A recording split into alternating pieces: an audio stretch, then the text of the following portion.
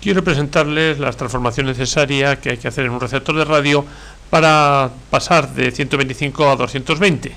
Bueno, lo más sencillo, como pueden suponer, es poner unas caídas de tensión tanto en filamentos como en placa. Para calcular la caída de tensión, la resistencia necesaria en filamentos, vemos cuánto es lo que hay que ponerle. Y para ver cuánto hay que ponerle, tenemos que sumar lo que cae en cada uno de los filamentos de las distintas lámparas, que son unos 102 voltios, más la del piloto 12 voltios, estamos hablando de unos 114 voltios.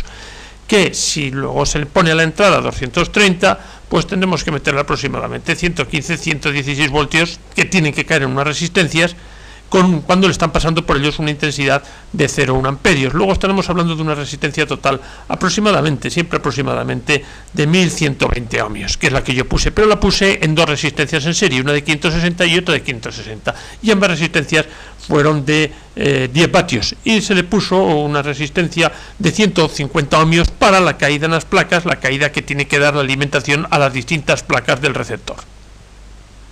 Esta es una radio que disponía, es una radio que no tenía caja y me parecía oportuno el hecho de poderla meter en una caja que posteriormente la verán. Entonces hubo que hacer una transformación mecánica, sacar el condensador variable que ven ustedes a la derecha de su chasis y ubicarlo de una forma mecánica a la altura necesaria para que luego se acople sobre la nueva caja. Metí una plastilina blanca para sujetar un altavoz, la verdad habría sido mucho mejor negra, pero en ese momento no la tenía.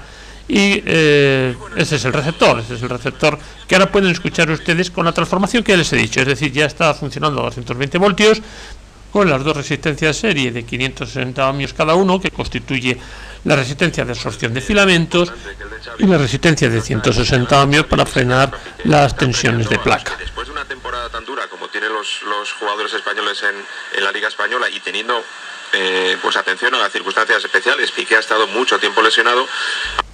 Luego pensé, ¿y por qué no ponemos un diodo en serie de 3 amperios de tal forma que bajemos el valor eficaz de la corriente y de esa forma con una sola resistencia, en vez de tener los dos, pueda tener el mismo resultado que teniendo las dos y además con menos disipación de potencia, menos calor en la caja? O sea, todo parecía muy positivo.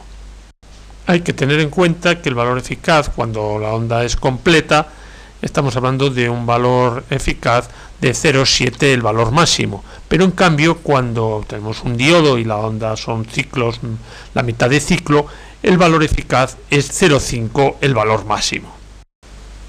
Se puede ver que la tensión eficaz después del diodo es el caso de unos 162 voltios, en el caso que la entrada sea 230 voltios eficaces, y alrededor de 147 voltios si la entrada es de 210 voltios eficaces. Con lo cual, en el primer caso, tenemos que provocar una caída de 48 voltios, que eso se logra muy bien con una resistencia de 480 ohmios. Yo, por comodidad, por supuesto, le dejé una sola resistencia de 560 ohmios. Se midió la tensión eficaz con dos instrumentos de medida, un voltímetro a válvula, un PROMAS VN15 y también con un polímetro IC680R.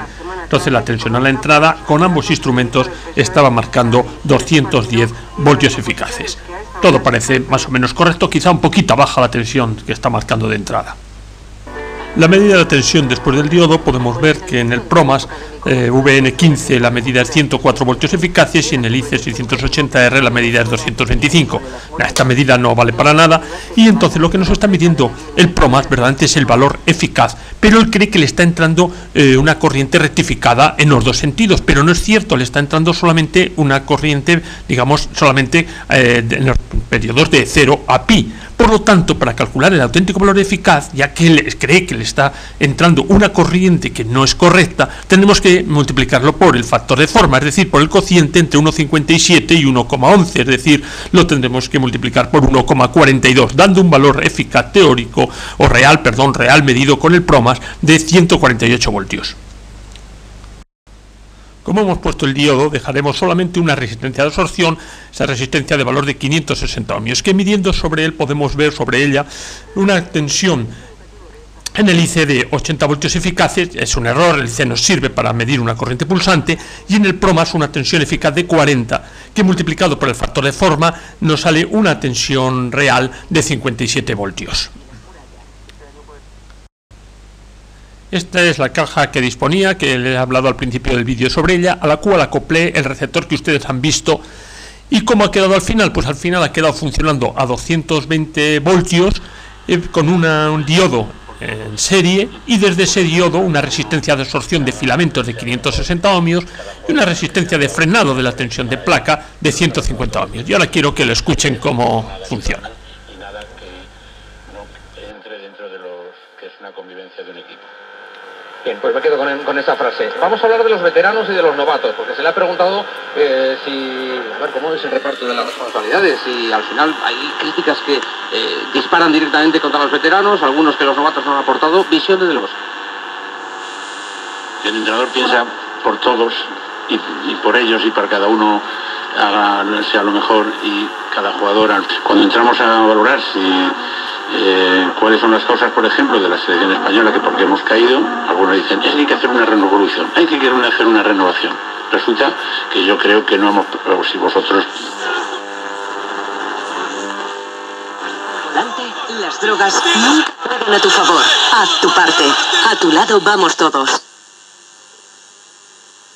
¿Quieres decir yo los vi primero? Radio Madrid presenta Actúa 2000. A los jugadores, bueno, concretamente a Fernando Morientes, que no se vista porque va a ser traspasado y no puede jugar ese partido, y entonces se produce un parte. Las formaciones sobre el terreno de juego, sonando los himnos nacionales de Argelia y ahora en concreto el himno nacional de Corea en este partido que va a enfrentar a dos formaciones, a dos selecciones que vamos a...